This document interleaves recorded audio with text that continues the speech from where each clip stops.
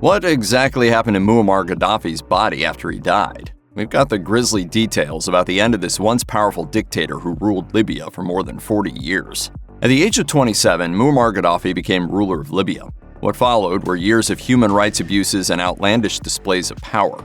As an eccentric authoritarian dictator, Gaddafi traveled with female bodyguards and wore an array of colorful outfits. Like other dictators before him, Gaddafi wrote a book about his ideas. His book, published in the 1970s, was known as the Green Book and promoted his political philosophy. Libyan citizens were required to carry a copy with them at all times, furthering the control he had over the state. Moreover, according to history, he was linked to several terrorist attacks on the West, including the 1988 explosion of a Pan Am flight. After more than 40 years in power, Gaddafi's reign came to a vicious end in 2011. Inspired by revolts in Egypt and Tunisia, the Libyan people began to protest. As the uprising erupted, Gaddafi was ruthless toward his people and used violence to suppress them, so much so that the country descended into civil war. No demonstration at all in the streets. No one against us. Soon, the United Nations authorized military intervention to protect civilians against Gaddafi's wrath. His forces fired ammunition at protesters and decimated cities as his forces fought the rebel National Transitional Council. With help from the UN, NATO, the West, and other Arab states, Tripoli fell to the NTC. After 6 months of fighting and thousands dead, Gaddafi fled.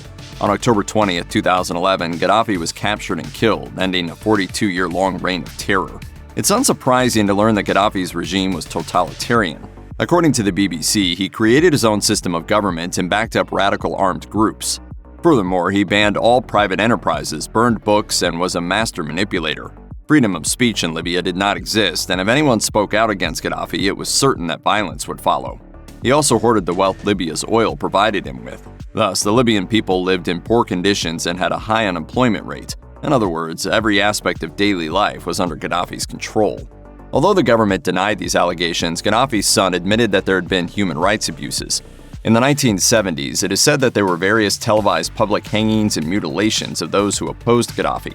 He executed citizens and used violence to suppress student demonstrations.